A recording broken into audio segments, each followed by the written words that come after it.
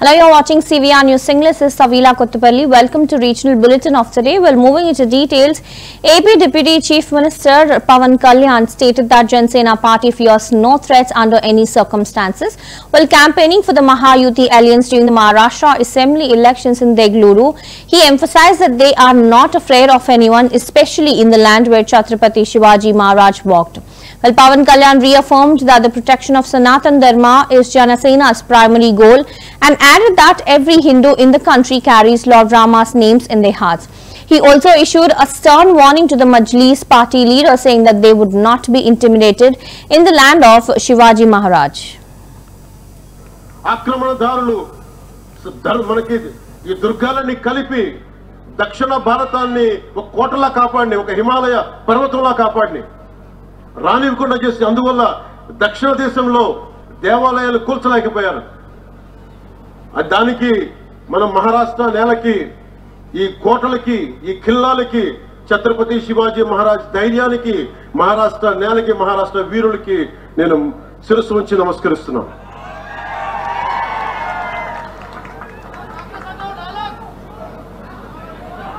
सोचिए, अगर ये किले नहीं होते तो हम हमारे हजारों मंदिरों की क्या स्थिति होती, तमिलनाडु में क्या होता, आंध्रा के मंदिरों की क्या स्थिति होती.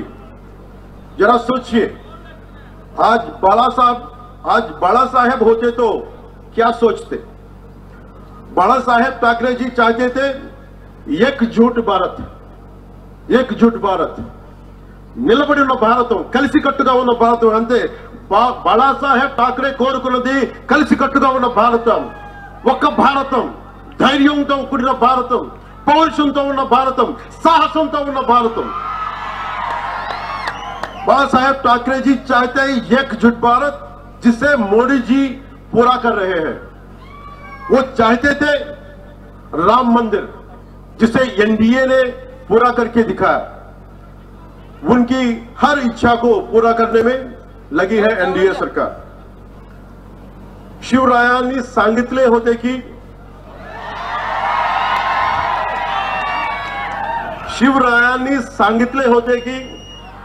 मराठा तिथू का मेळ व्हावा, धर्म वाढ, महाराष्ट्र धर्म वाढवावा. ఆక్రమణదారులు మనకి ఈ దుర్గాలని కలిపి దక్షిణ భారతాన్ని ఒక కోటలా కాపాడిని, ఒక Himalaya పర్వతంలా.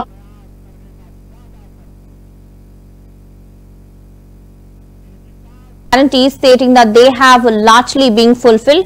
He claimed that Telangana has seen better governance in the last 11 months and criticized the opposition for being inactive, especially the opposition leader who said is confined to his farmhouse. Well, Gaud predicted that the BRS would fade out by the next elections. He also expressed full confidence in the Musi River cleaning project and urged the public to attend the victory celebrations in Warangal on 19th. చెరువుల భారీ నిర్మాణం చేపట్టింది ఎవరు? బీదవాడి కోసం కాదు Hydraa project. ఇలా మూసీ మీద ఇలా కిషన్ రెడ్డి గారు చేస్తా ఉన్నారు. కిషన్ రెడ్డి గారు మీ ద్వారా అడుగుతా ఉన్నాను, మూసీ ప్రక్షాళన అవసరమా లేదా? ఇలా వాయనాడులో ఒక భారీ వర్షం పడితే వాయనాడు కొట్టుకుపోయింది. ఇదే హైదరాబాద్ పట్టణంలో 1908లో 1912లో ఒక భారీ వర్షం పడితే ఆనాడున్న జనాభా 72,000లో 18,000 మంది మూసీలో కొట్టుకుపోయినారు. ఇది చరిత్ర, ఇది వాస్తవం. ఇప్పుడు రేపు ఒక భారీ వర్షం పడితే మూసి పరిస్థితి ఏమిటి? ఇలా ప్రకృతి చెప్పిరాదు. ఒక విలయతాండం విజృంభిస్తే మన పరిస్థితి ఏమిటి? మూసి ప్రక్షాళన ఎందుకు చేస్తా ఉన్నాం? హైదరాబాద్ సురక్షితంగా ఉండాలి. క్లైమేట్ పరంగా హైదరాబాద్ ఒక సురక్షిత ప్రాంతంగా దేశంలో పేరుగాంచాలి. అప్పుడే కదా మన పెట్టుబడులు వచ్చేవి. సో ఎవరు స్వార్థం కోసం తీసుకొచ్చింది కాదు, ఇది భవిష్యత్ తరాల కోసం. మా తరం అయిపోయింది, 50+ వచ్చాం. రేపు మా వెనుకొచ్చే తరాల కోసం ఉపయోగపడే విధంగా తీసుకొచ్చినట్టు భారీ వ్యూహంతో తీసుకొచ్చిన ప్రాజెక్ట్ ఇది. దీన్ని తిమ్మిని బొమ్మ చేసి అబద్ధాలు ప్రచారం చేసే ప్రయత్నం చేస్తా ఉన్నారు. ప్రజలు నమ్మొద్దు. ఇది కేవలం హైదరాబాద్ సురక్షితంగా ఉండటం కోసం తీసుకొచ్చినటువంటి స్కీములు ఇవి. డెఫినెట్ గా ముందుకు పోవాలి. దీని మీద ఎవరికైనా అనుమానం ఉంటే నివృత్తి చేయడానికి సిద్ధంగా ఉన్నాం మేము. అభివృద్ధి పరంగా హైదరాబాద్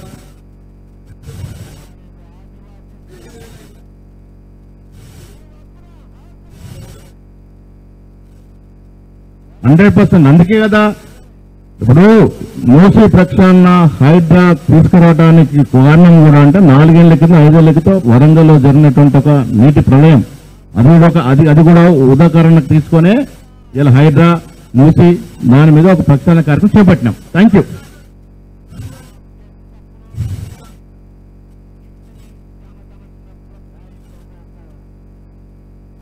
కాంగ్రెస్ పార్టీలో ఉన్న ప్రజాస్వామిక స్వేచ్ఛ ఈ ప్రపంచంలో ఏ పార్టీలో లేదు.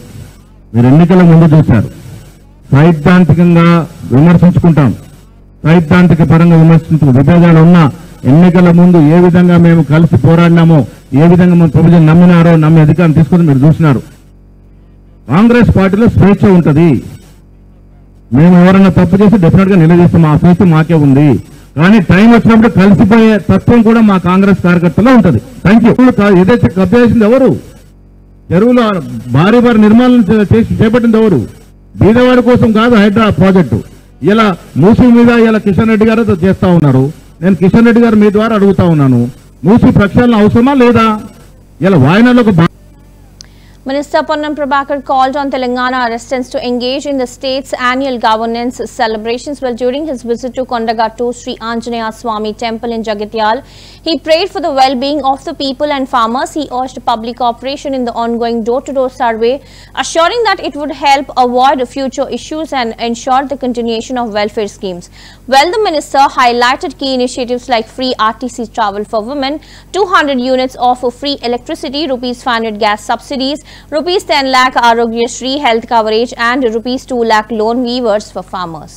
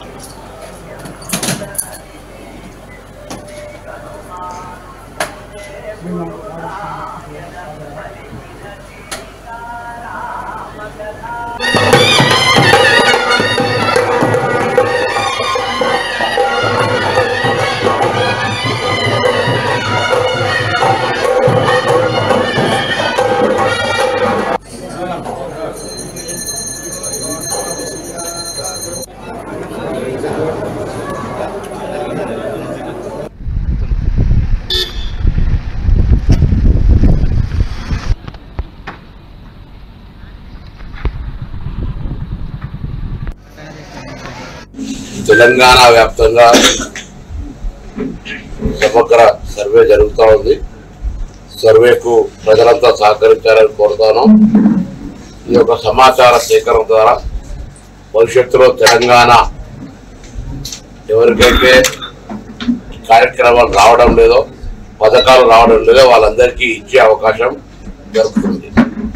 పాతవి ఎప్పుడు కూడా తొలగించకుండా, ఎవరికి ఇబ్బంది లేకుండా ఒకసారి సమాచారం అంతా వచ్చిన తర్వాత అర్హత కలిగిన వాళ్ళందరికీ కొత్తగా ఇచ్చే కార్యక్రమం చేపట్టడంతో పాటుగా కొన్ని పరిస్థితులతోటి ఉన్నటువంటి కొత్త సమాచారం ఒక క్రోడీకరించుకొని ఈ ప్రభుత్వాన్ని ప్రజల అవసరాల దృష్టి ప్రకారంగా నడపడానికి అవకాశం ఉంటుంది.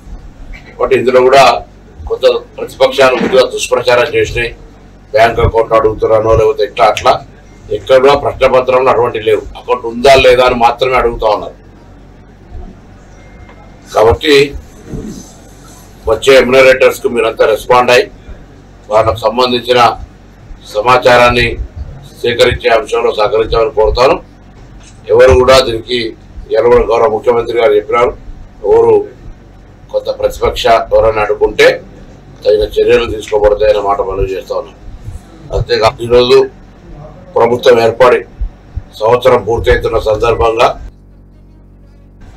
ప్రభుత్వం చేపట్టిన అనేక కార్యక్రమాలపైన మరి కార్యక్రమాలు ప్రణాళిక చేస్తా ఉన్నారు.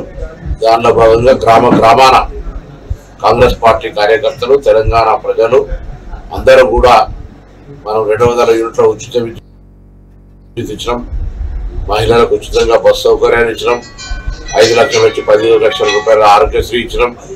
ఇవాళ రైతు రుణమాఫీ 1,00,000 రూపాయలు 5 సంవత్సరాల్లో అనేక కిస్తుల మీద చేసి ఆ రుణమాఫీ సక్రమంగా జరగని పరిస్థితి నుంచి దేశంలోనే ఏ రాష్ట్రం చేయని విధంగా 2 లక్షల రూపాయలు రుణమాఫీ చేసినాం. తెలంగాణ వ్యాప్తంగా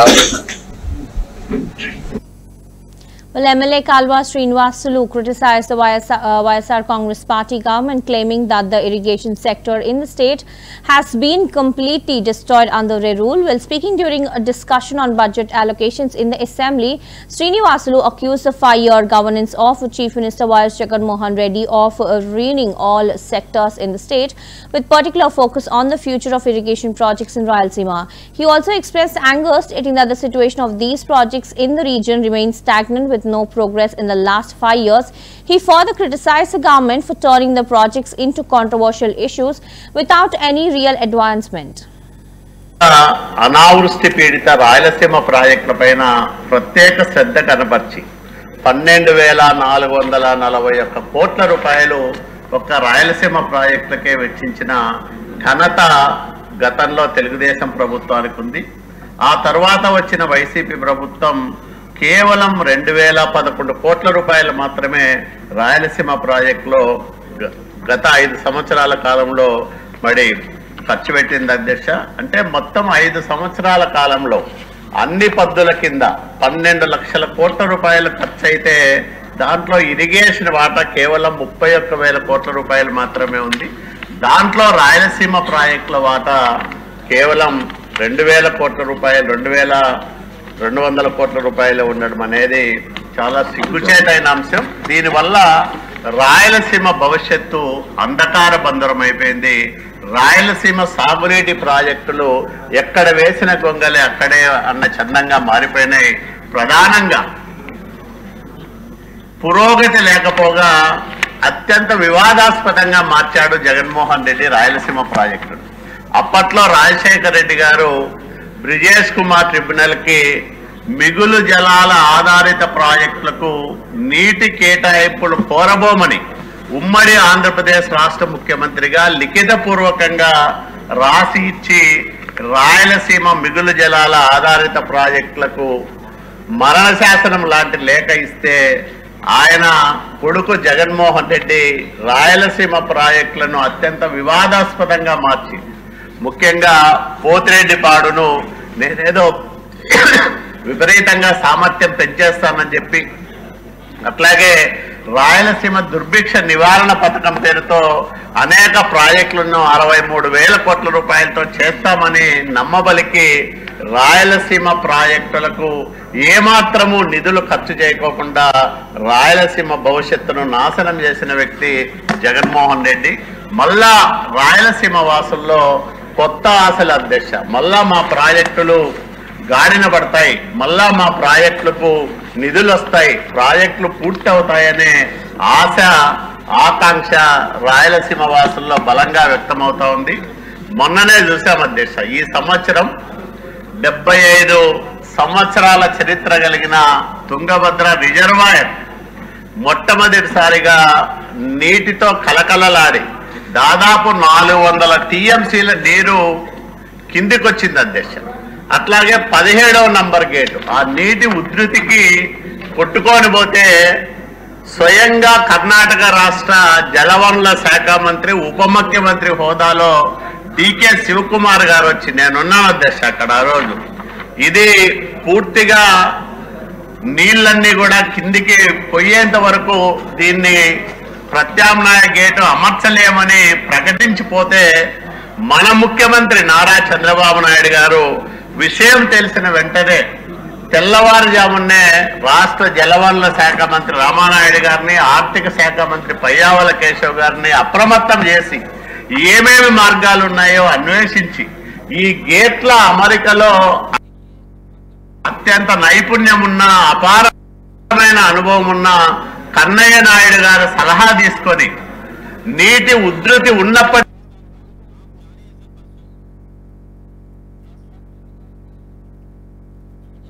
ప్రత్యామ్నాయ ఏర్పాట్లు చేయొచ్చు, స్టాప్ లాక్ గేట్ అమర్చొచ్చు అని సిడబ్ల్యూసి వాళ్ళు నీటిపారుదల రంగ నిపుణులందరూ కూడా ఆశ్చర్యపోయే విధంగా ఈ జలవనరుల నిర్వహణలోనే ఒక అద్భుతమైన ఆవిష్కరణని తుంగభద్ర డ్యామ్ లో చేసి చూపించి మరి దాదాపు 30 టీఎంసీల నీటిని ఆదా చేయగలిగినాడు.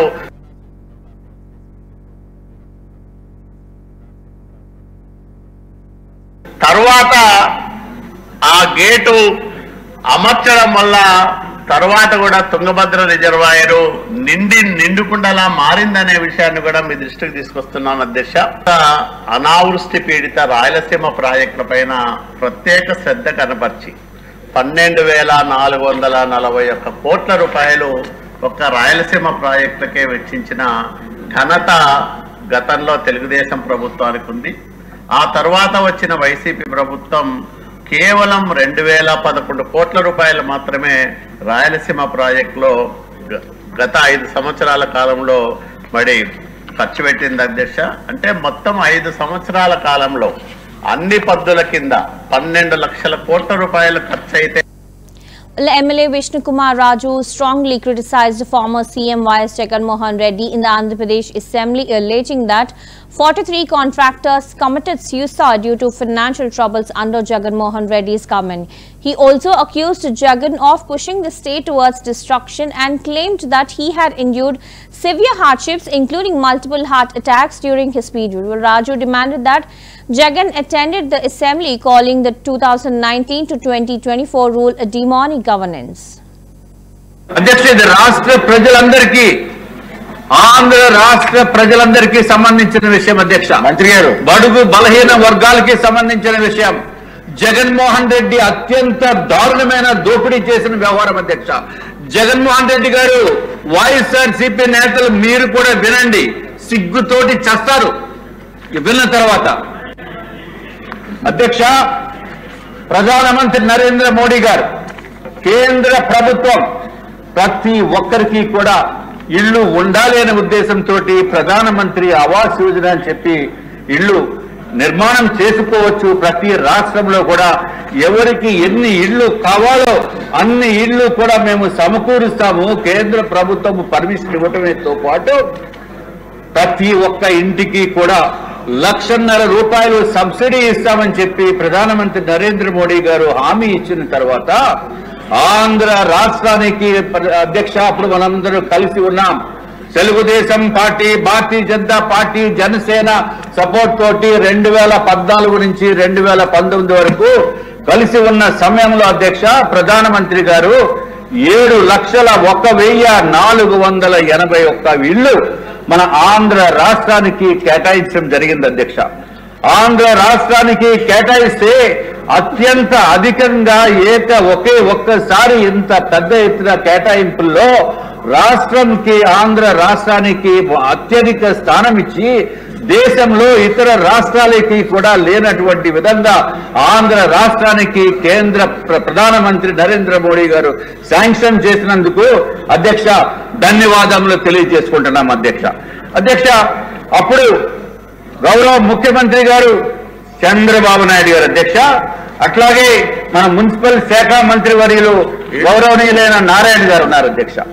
అధ్యక్ష, ఆంధ్ర రాష్ట్రంలో కూడా ప్రతి ఒక్కరికి ఇల్లు ఉండాలి అనే ఉద్దేశంతో మన గౌరవ ముఖ్యమంత్రి చంద్రబాబు నాయుడు గారు అడ్మినిస్ట్రేటివ్ శాంక్షన్ 5 లక్షల ఇళ్లకి ఇవ్వడం జరిగింది అధ్యక్ష. 5 లక్షల ఇళ్లకి అడ్మినిస్ట్రేషన్ శాంక్షన్ ఇచ్చి ఆంధ్ర రాష్ట్రము కూడా సైటు స్థలం ఉచితంగా ఇచ్చి మళ్ళీ ఇంకొక 1,50,000 రూపాయలు సబ్సిడీగా ఇస్తూ కేంద్ర ప్రభుత్వం ఏ విధంగా అయితే సబ్సిడీ ఇచ్చిందో అదే విధంగా ఆంధ్ర రాష్ట్ర ప్రభుత్వం కూడా 1,50,000 రూపాయలు సబ్సిడీ ఇచ్చింది అధ్యక్ష. అంటే ఒక్కొక్క లబ్ధిదారుడికి ఎంతో తెలుసా అధ్యక్ష, 3 లక్షల రూపాయలు ఉచితంగా ఆంధ్ర రాష్ట్రము కేంద్ర ప్రభుత్వము ఉచితంగా ఇస్తుంది అధ్యక్ష. ఇది ఒక్కటే కాకుండా స్థలము కూడా ఉచితంగా ఇచ్చింది అధ్యక్ష. మొత్తం నిర్మాణ బాధ్యతలు కూడా ఏపీ టిడ్కో సంస్థ ద్వారా నిర్మాణం చేపట్టడం జరిగింది అధ్యక్ష. దానికి మంత్రివర్యులు కూడా నారాయణ గారు అధ్యక్ష. నారాయణ గారు ఎంత త్వరితగతిన పూర్తి చేయాలని చెప్పి కాంట్రాక్టర్స్ ని తోమిసేవారు అధ్యక్ష. విపరీతంగా తొందరగా కంప్లీట్ చేయండి, లబ్ధిదారులకి మనం ఇల్లు ఇవ్వాలి, చేకూర్చాలనే ఉద్దేశంతో వారు చేసిన ప్రయత్నము ఎంతో అద్భుతమైన ప్రయత్నం చేశారు అధ్యక్ష. ఇది రాష్ట్ర ప్రజలందరికీ, ఆంధ్ర రాష్ట్ర ప్రజలందరికీ సంబంధించిన విషయం అధ్యక్ష. మంత్రి గారు, బడుగు బలహీన వర్గాలకి సంబంధించిన విషయం. జగన్మోహన్ రెడ్డి అత్యంత దారుణమైన దోపిడీ చేసిన వ్యవహారం అధ్యక్ష. జగన్మోహన్ రెడ్డి గారు MLC Professor Kodandaram assured that he would take up the issue of providing jobs to VRA Hayes under GO number 81 with the government. He also stressed the government's responsibility to address VRA issues and urged the cooperation in the state's family survey. Well, the remarks were made during a meeting led by VRA JAC leader Chinta Shivaramulu in Hyderabad, where Professor Hargopal called for the immediate implication of job premises for 3,697 VRA Hayes as pledged by the previous government.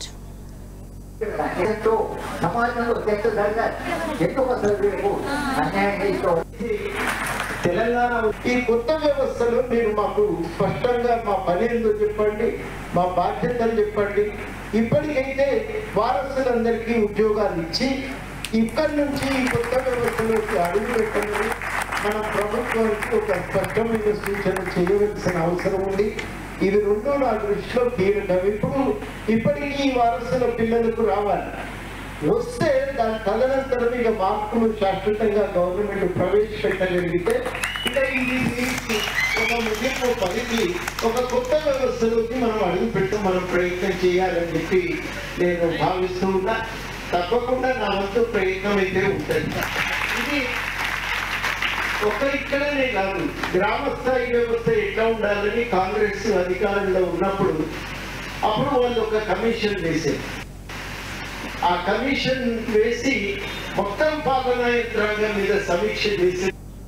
Well, the joint project accounts of the Tungabhadra Dam shared by Karnataka and Andhra Pradesh have been frozen. Well, reports suggest that freeze is due to the misallocation of funds meant for the lining of power level canals, and proposals for the canal lining were made to shore water supply to farmers, but it appears the funds were diverted. Well, as a result, the Andhra Pradesh Finance Department issued a letter leading to the suspension of the Tungabhadra Dam board accounts.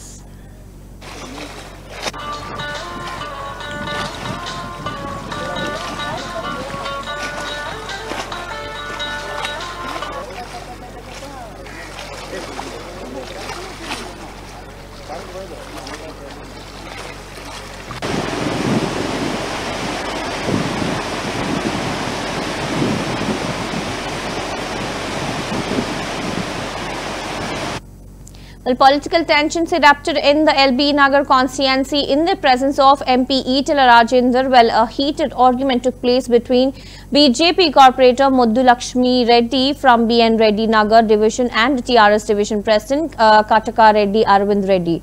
Well, the exchange of words occurred in the front of MLA Dev Reddy Sudhir Reddy, who remained silent throughout the confrontation, and MP Itala Rajendra Reddy expressed strong dissatisfaction with the political leaders' verbal clash.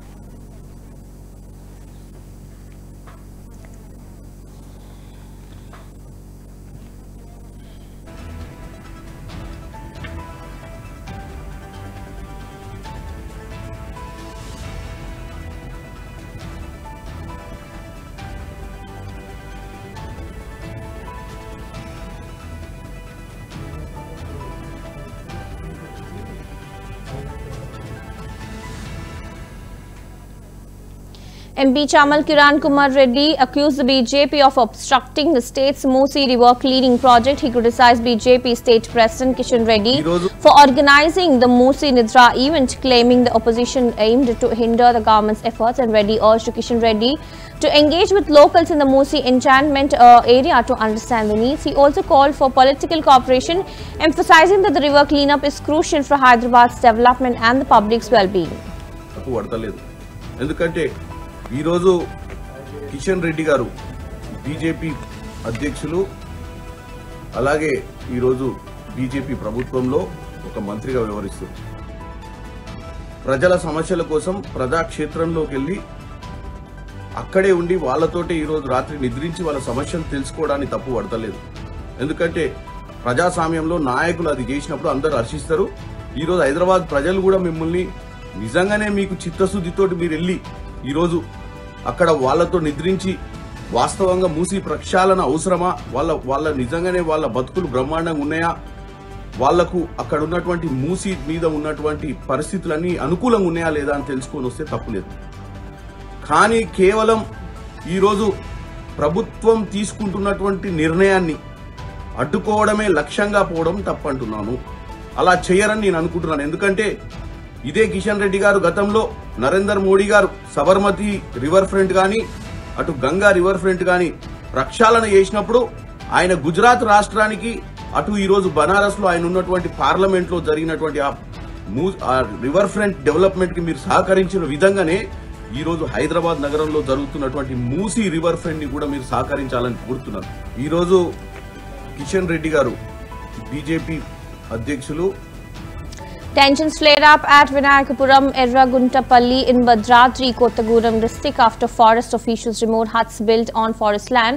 Well, the affected villagers staged a protest demanding justice by sitting on the road, and the removal of the huts led to strong resistance from the locals who voiced their concerns over the eviction and sought fair treatment.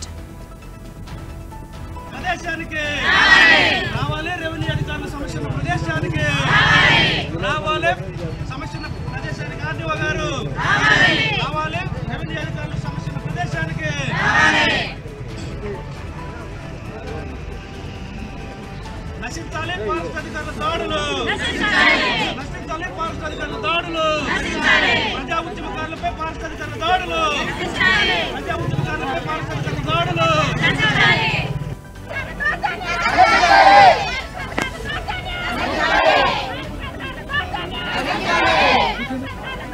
Well, those were the latest updates in Regional Bulletin. Keep watching CVR News English. This is Havila Kottapalli. Stay tuned.